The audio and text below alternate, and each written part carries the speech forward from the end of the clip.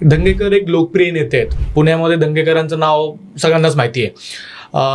पण कुठे ना कुठे असं नागरिकांमध्ये थोडासा राग आत्ताच्या घडीला दिसतोय की जेव्हापासून दंगेकर सत्तेमध्ये गेलेत, दंगेकर जेव्हापासून शिवसेनेमध्ये गेलेत ना, त्यांचा राग किंवा त्यांचा मी म्हणेल की ती जी शैली होती ती कुठेतरी मागे पडली आहे. आणि दंगेकर आता प्रश्न उचलत नाहीत, दंगेकर आता आवाज उचलत नाहीत, दंगेकर आता शांत झालेत असं लोकांना वाटतंय. तसं जर बघायला गेला तर आपण ह्याचं जे तुमचं जे प्रश्न आहे त्याचं उत्तर जर तुम्ही आज मीडियामध्ये बघितलं तर मागच्या 1-2 महिन्यात मिळेल की अजिबात माझं ठाम मत आहे की लोक दंगेकरांवर नाराज नाही किंवा दंगेकर सत्तेत आहेत म्हणून बोलत नाही असं काहीच नाहीये.